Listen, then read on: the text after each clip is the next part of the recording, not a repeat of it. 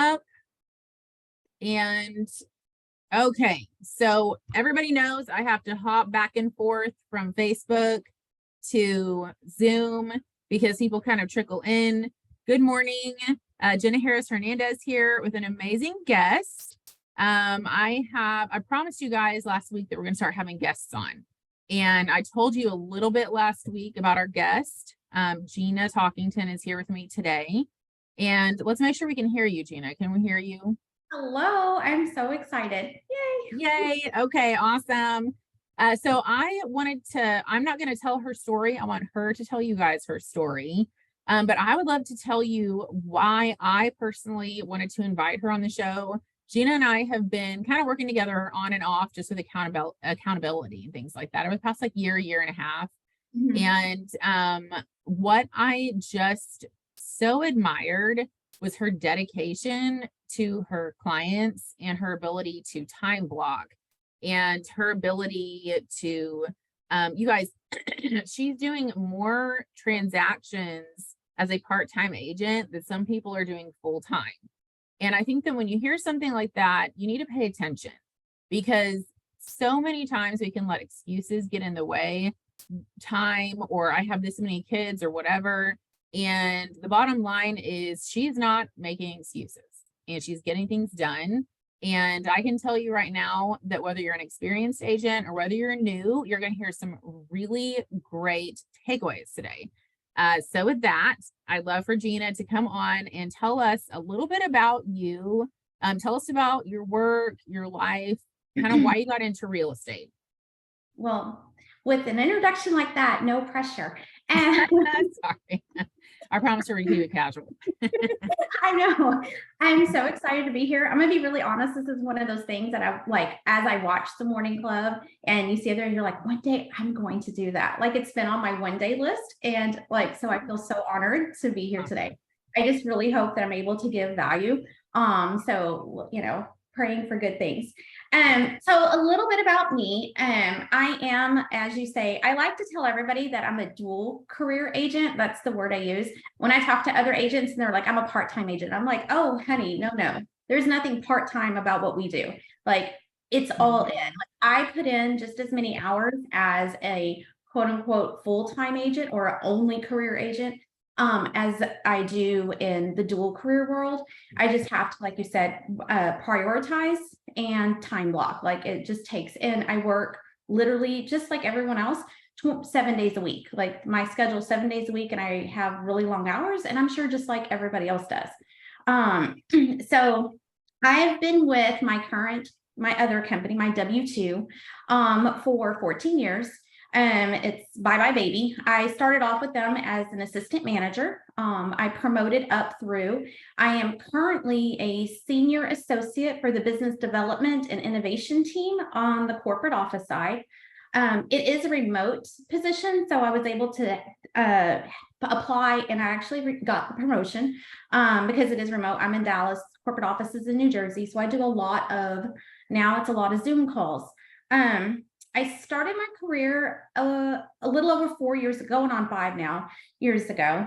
And back then, I did a lot of traveling for Bye Bye Baby. I was a regional, at that time, I was district. I was a district customer service manager. So I had 16 stores that I directly reported to in 5 different states that I had to visit on a monthly basis.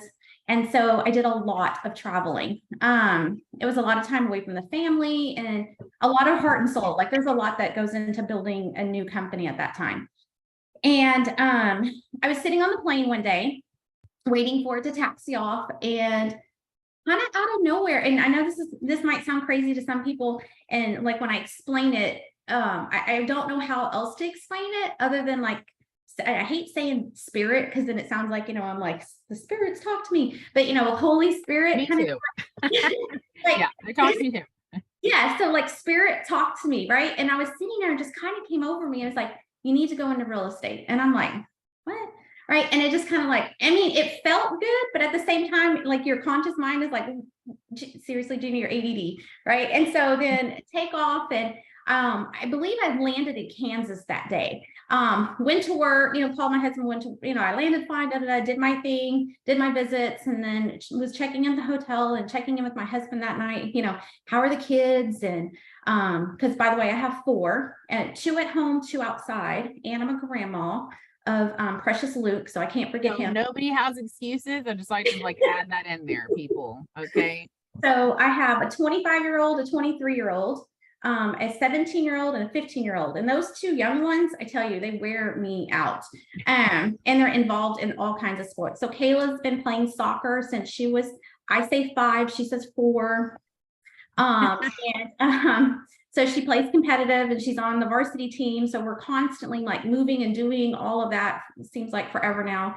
Hannah does not theater. She does volleyball and every other thing she could possibly get her little hands on. And then my husband says I have the disease of save the world one nonprofit at a time. So I'm constantly volunteering for different things, which I have scaled back some on that, but I do still tend to get myself into a pickle. Awesome, with that. But so back to that. So I called him and I was like, hey babe, how are you doing? And I said, yeah, the craziest thing happened today. I think I'm going to start looking into real estate. And he was like, well, why would you why? Where's this coming from? I said, I don't know. I was sitting on the plane and it just kind of came to me. And I feel like this is something I need to be looking into. And he's like, well, if the Lord's pushing you that way, then I wouldn't sit idle. Well, being a good Christian woman of 4 children, I sat idle for a really long time on that, but it didn't go anywhere. I just kept feeling like this thing to do this. And so I started, looking into podcasts and kind of doing, some, online stuff. And then I found this one school that did payment plans. And because honestly, I heard one person say one time, most people live paycheck to paycheck. One paycheck behind. And at times that's kind of how I felt our household was. So I didn't want to take out of our household to do something else that I just didn't, I was like, this money could be else. Yeah. And you just don't even know. So I found the payment plan thing. I'm like, and I pitched it to Robert. He's like, you know what? If it's being laid on you, it's for a reason. So we did it. I did the classes. So I was studying on the plane. I printed the little books, so I could take them with me, the hotel room, lunch breaks. Every time I could get, I was trying to get the studying in between doing the 55 hours a week. Because that's what my work requirement is for Bye Bye Baby. And so got all that done. And then again, that faithful steward, took forever to take that test because I was like, I'll just do it when I'm ready. Well, ready never came, to be honest. Ready never comes for anything. I was just like, I'll get there. And then Robert was like, do you ever really plan to do this? And I'm like, you know what? I'm just going to schedule it. I'm going to schedule it and I will be ready. And that's I think my very first lesson of time. Work expands to the time allotted. And so I did it. I scheduled it and I did it 2 weeks out. The next test was 2 weeks next. And I hadn't touched those books and I did probably 6 months. It had been forever since I even looked at anything real estate. So during VBS, I was volunteering for VBS. I took my laptop and I had an off rotation. So during the off rotation, I sat in the classroom and I'm going through and trying to get everything. And then again, on lunch breaks, doing the little practice tests and stuff like that. And then I went test and I called Robert and I was bawling, that ugly, ugly crying bawling. Sometimes you all need one. Yeah, he was like, oh, babe, it's okay. It's okay. You can take it again. Remember, you just read that the failure rate's 63%. You'll be okay. It'll be okay. We can do it again. And I'm like, but I didn't fail. So why are you? That's awesome. I'm excited. Okay. All right. I love you. And you can hear him yelling, Mom passed, Mom passed. Oh, yay. And so I came home and then that became the next, I think all of us, you're like, oh, and then you realize there's all this money that has to be paid. You just don't surprise. Yeah. Yeah. You're like, I need help. I'm sitting there and I'm going through and I'm adding it up and I'm like, oh man, now, now how do we make this? And that's a big chunk, now right? What? Yeah. And I'm like, how do I ask? And I don't want to say how I ask for it because it's our money, but still at the same time, everything is really Yeah, you defined. have to weigh those decisions when Yeah. other people are depending on you, you know? Yes. And so I was like, and I went to Robert and I'm like, remember, I overlooked a couple things.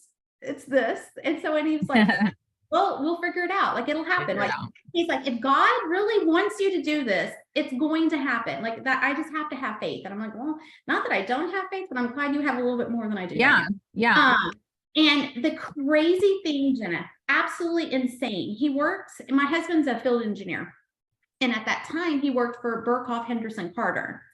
And they do in his field, like in his thing, they always do like end of year bonuses. And so we always get like, which is such a blessing when he Yeah. started, is that really it's the Christmas bonus. And so it always has taken care of Christmas, which Awesome. Yeah. like, yeah. So you don't have to worry about Christmas. You just kind of, it's just such a blessing.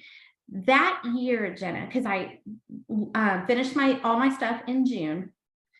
2 weeks later, an announcement came that they were going to do a mid-year bonus instead of just a thing. So I get thinking about it now. So that year, they got a July bonus.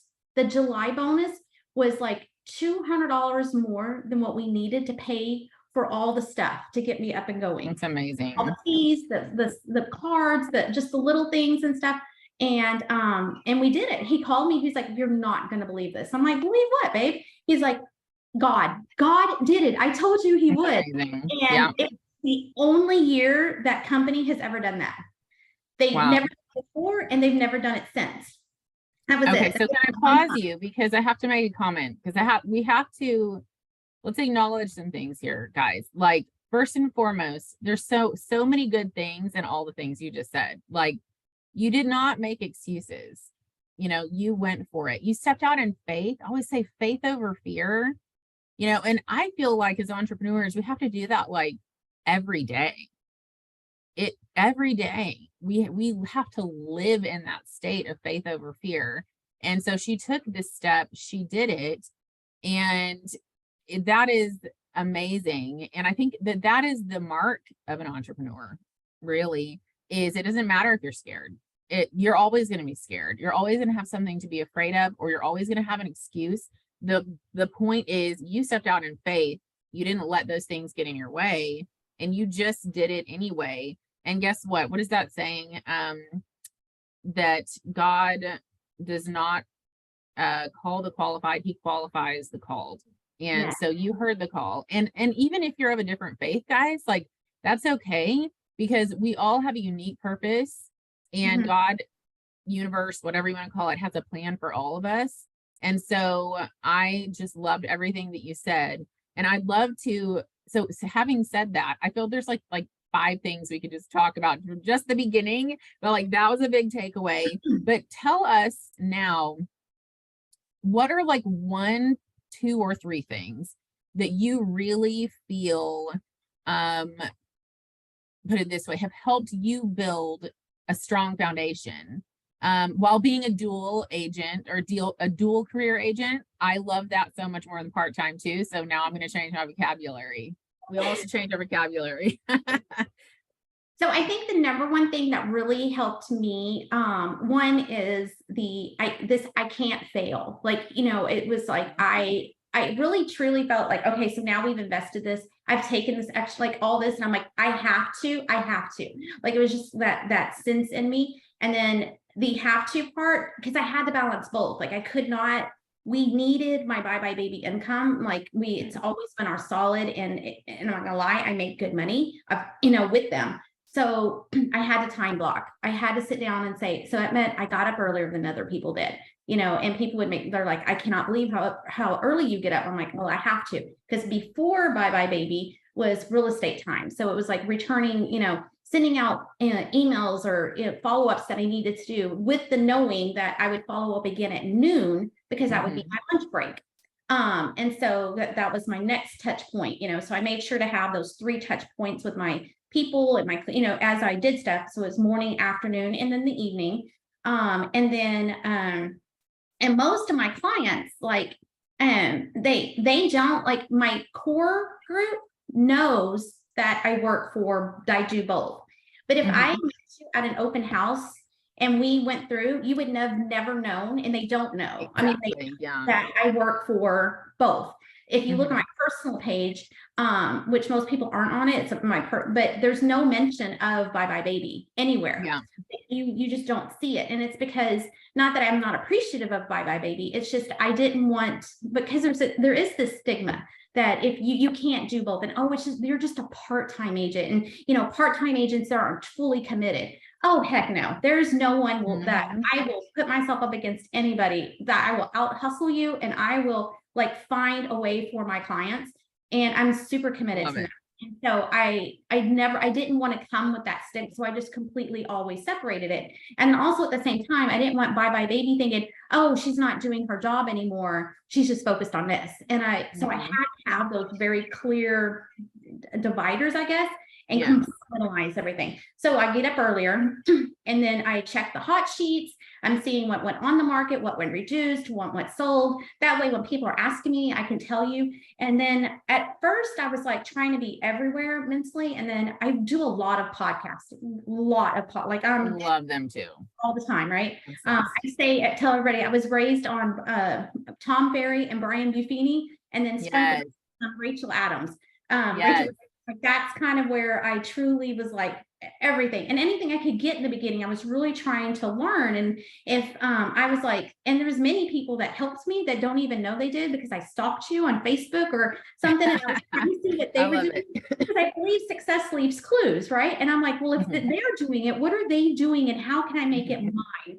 And that was a big thing. Like when I would talk to Robert, he was like, and I would say, oh, so-and-so's doing this, and I see there, and he's like, yes, but you are you. And people love you for you. Don't lose you. So when you look at these things, make sure that you bring it back and you make it Gina. And so I think that's where that loving on part comes from, because I love loving things. So scheduling, like I really just, and then I had to give myself grace, because there was times when, you know, the exercising thing might not have happened that day, or that, you know, and it's okay. Or if I missed, you know what, I'm a human and it's okay. And and I'll own it, apologize if I missed an email, and then move on. Absolutely. Because they understand it too, you know, and just as a mom of 4 with a grandbaby, I mean, the grandbaby doesn't live here and 2 don't, but still, just as a mom and running your business, people understand that you are busy and it's okay.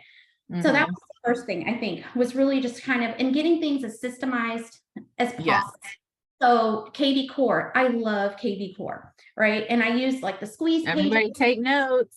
Yes. So I use squeeze pages everywhere. Like you are not going somewhere without finding some sort of squeeze page for these homes have just decreased in value. These are rentals that you can find, and these are this. And so I have squeeze pages, and they go in, and then I follow up with them on that. You know, you get your messages, you know, this lead's done this. And so then you can do your follow up also, checking your little account, like it's telling you what to do. So you just kind of got to follow its lead and then add you to it. And so that.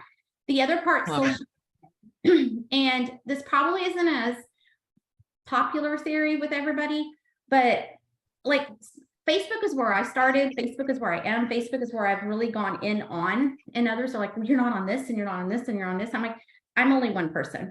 And even with the stuff automatically going, like I can either be really good on Facebook, or I can be average everywhere. And I don't know if I need to be average everywhere right now. So for now, Facebook is where I am. The next thing I did start was my Google business page. So I do a lot of stuff on my Google business. And if you actually, in my area, if you type in realtor near me, I'm one of top 3. So I wrote between 1 to 3 each time after the paid ad people. So that, which means my page gets enough movement on it that it keeps me organically on the top. So that's amazing.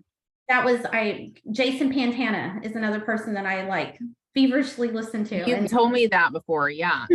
So I go through and I do a lot with that, but I try to make sure it's systemized as much as possible. So like my KCM goes on there, and KV Core automatically goes on there. And then I add personal posts and my own little videos just to kind of, you know, I call it seasoning it with me. So your meat and potatoes are those, and then, but systemize anything you can. And that was something you taught me, because I was trying to do everything myself, and you were like, Gina, you need to start systemizing. So, and that really has helped free up me to do things that I really need to do. So can I point out a couple things again that are so critical here, because I feel like the nuggets that are in there need to be like put. I just love it. Okay, so one thing, guys, have you ever heard her say that she was going to try real estate? No, she's going to do real estate. Like, there's such a big difference between trying something and desiring something. And then the next level is drive. Like, there's a difference. There's the difference between like a winner and somebody who's going to be benched during the game is somebody who is, if you just have the desire, that's great, but that is going to fade. Drive keeps you going. And I think that's one thing that it took us talking today more for me to put my finger on, that is the difference. You're driven. Like, there's also this story that they say about this army that went to war, and basically they sailed up to this island, right? There was no escaping, and they were all in their boats. We've all heard this. This is like a big saying in the business world. And rather than have a way to escape, they burned all their ships once they arrived at this island to make war. And I feel like you did not give yourself the option to fail. You're like, I've invested into this, I have sacrificed, and you basically went all in. You didn't give yourself an escape route. And I love that. I think we need to take note of that. And last but not least, have you heard over and over and over again, like, learning, growing, you have to be willing to learn. If you think that you're the biggest, baddest, most amazing thing on the planet, I hate to break it to you, but you're not. The people who become the biggest, baddest people on the planet, the people who know that there's something left to learn. And she learns, and then guess what though? Implements. Learning's great. Implementation is the difference between somebody who's going to get to where they want to go. She learns, she implements, she immersed herself in real estate. And I think that is a golden takeaway. So keep going. Now we had talked about, and I'm sorry, I'm just throwing you back into the deep end. But we were talking about how you turned it into action in your business and systems. Right. And then, so, I mean, I think it's just time blocking, getting things in system, and then again, that growth mindset, and then, and giving yourself grace. I think those are the things that really kind of still to this day help. When I started out, I told myself I was going to be the queen of open houses. So I was going, because I didn't know, like, I didn't like advertising to like my sphere, which was Bye Bye Baby. I didn't really feel comfortable doing. So I was like, and I actually heard a podcast, and this lady called herself the queen of open houses. And I was like, well, I'm the next queen of open houses. You might take it over, but I'm coming here in Texas. And so I, at that time, I was like, okay, all right, so how do I make open houses successful? So then again, podcast world, right? So I'm in YouTube. So I'm going through, and I came up with like a system of what I thought would work. And I'm like, okay, this is my formula for open houses.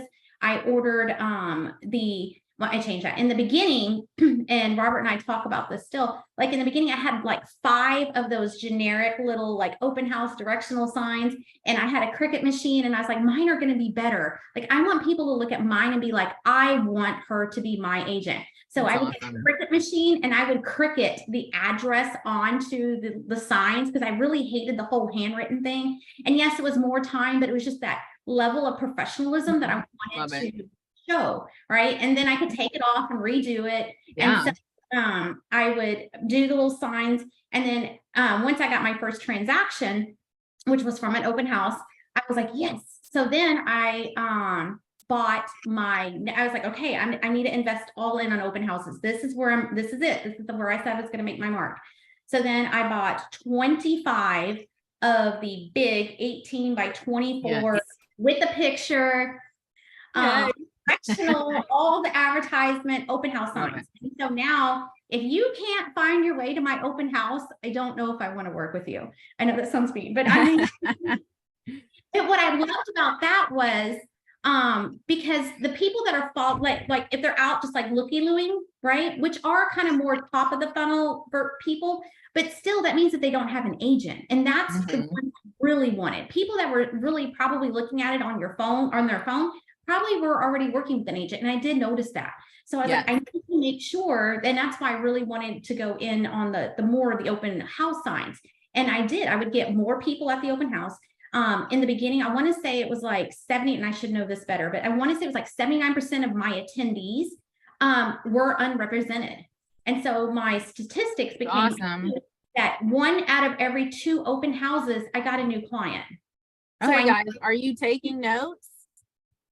So people have teams. Are you taking notes? Like your team members should be doing open houses, guys. It's gold. Okay.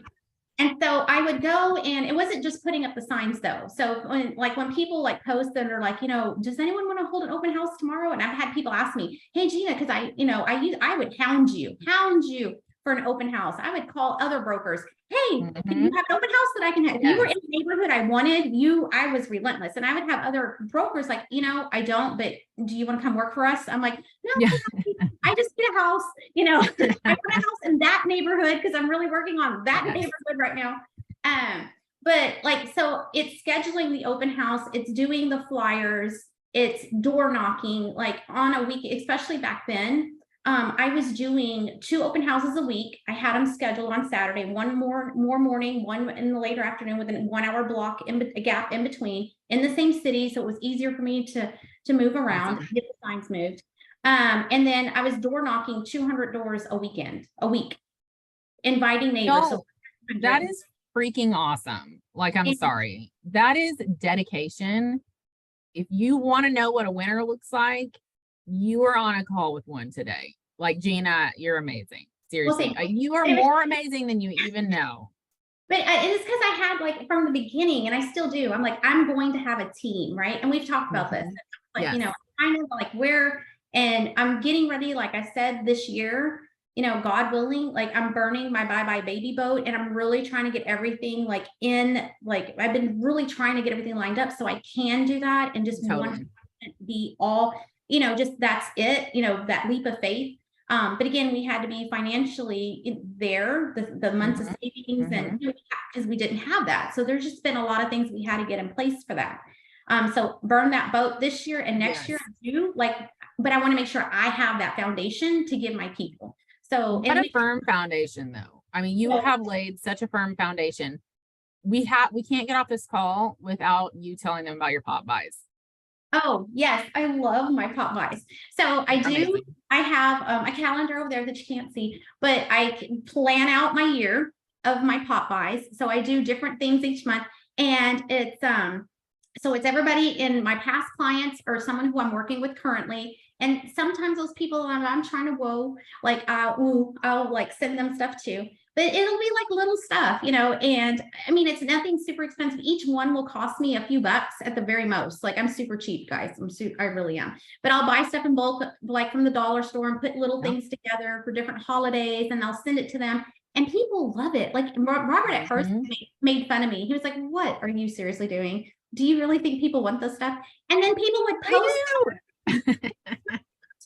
She's always bringing me stuff, and always for the kids or this. And I work with a lot of mamas, so it in their mind, I think they think I'm bringing it for their kids, but it's just kind of, again, trying to stay top of mind.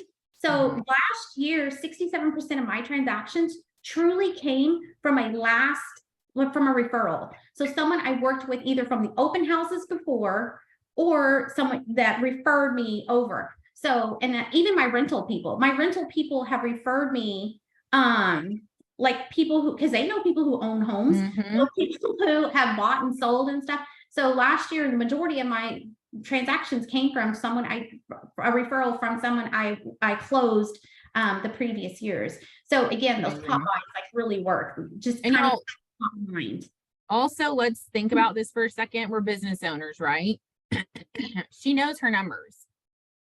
Do you know your numbers? Because, and I know like for some of you guys, maybe your team leads or, but we have to know our numbers. She didn't say, oh, I think maybe, 67%, like she knows her numbers, and 79% from open houses. Your numbers tell you something. Yes. There's gold in that. There's gold in the data. And so pay attention to your numbers. Okay. So we only, okay, go ahead. I was saying, and I learned that really from running, helping run. Like you have to know what's working and what's not, because you don't want to spend your time, especially your resources. Your biggest resource you have is your time. And especially in the beginning, when you don't have money, it's sweat equity. You're going to spend one of two, money equity or your sweat equity. And I sure wasn't sweating on something that wasn't giving me any kind of benefit. So Okay, so before we wrap up, so you have about 5 minutes. I want to hear, like, because we've talked about this before, but there has been so much greatness in this, and I'm actually going to go back and rewatch this and write down all of the things, because I feel like I missed like 2 or 3 things I wanted to point out, but it's just like, let's just roll with it. So I'm going to go back and write it all down, and then we're going to talk about it again. So, real estate's hard. You have 4 kids, you're a grandmother, like you have a much more than full-time job with a lot of responsibility. Real estate can be discouraging. The sales cycle is long. Like how, first and foremost, I already see how you talk to yourself. You talk positively to yourself and you believe in yourself. That's step 1. But beyond that, how do you deal with the discouraging times, and like, how do you keep going? It's knowing the numbers. And my husband asks me that all the time. So like you go through, and again, I don't just put up a sign. I put a lot of work into my open houses, and my husband sees this, right? And there are those days when like nobody comes and you're like, so I'm working at the open house. So I'm still doing stuff, but it's still like, and he's like, I don't know how you do this. Like, I don't know how you're like, how do you just keep on? He asked me this the other day. I said, it's numbers, babe. I know I have to have, and right now this, like currently within the last 8 months, my open house ratio is 1 new client to 3 open houses, because it has extended out for some reason. So that does mean that every 3, I will get 1 new client. If I'm like, I need to get someone in the pipeline, well, I guess I need to be doing some more open houses, because so I know I have to, you're going to have, it's numbers. This whole thing is a numbers game in at the very top of it, led by your heart. Like, I think if you're trying to help your people genuinely and help them and be there for them, then you can never lose. But to kind of help keep me going, it's we're going to have zeros, and it's okay, because you know what, that's 1 to the 3. And so there's the next one.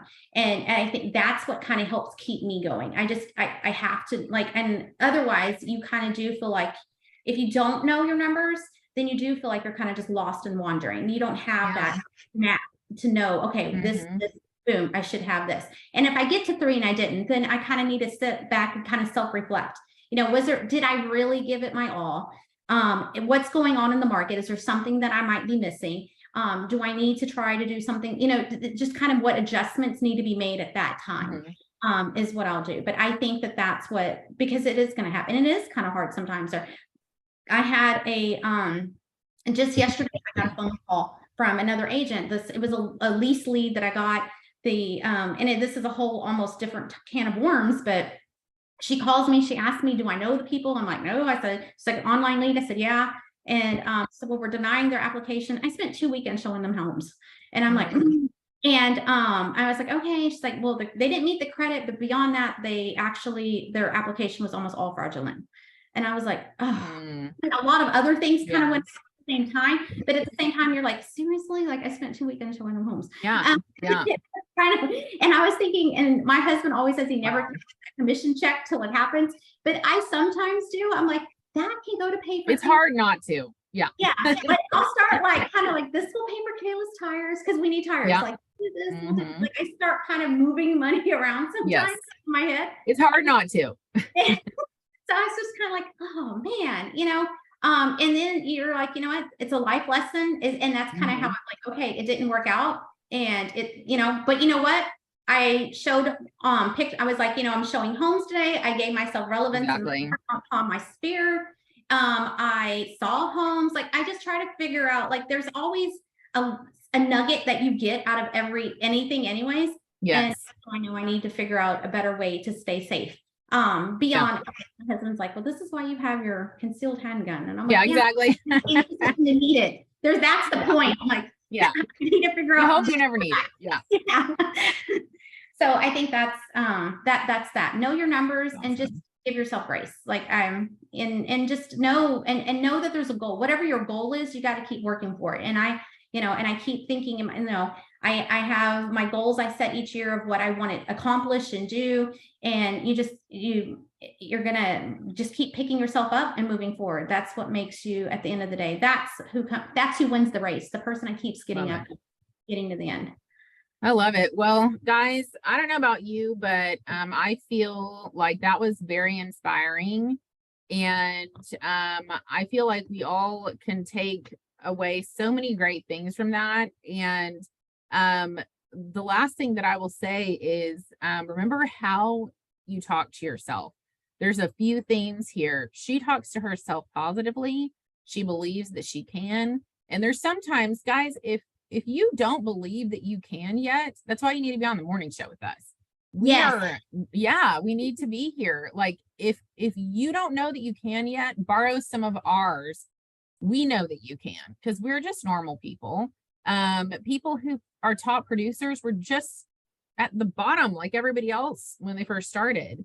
And so talk to yourself positively. If you're just not there yet, come to the morning show, immerse yourself in podcasts, find somebody that you enjoy learning with and from, link arms with other people, find a community, get involved. Like you cannot walk this road alone. Yeah.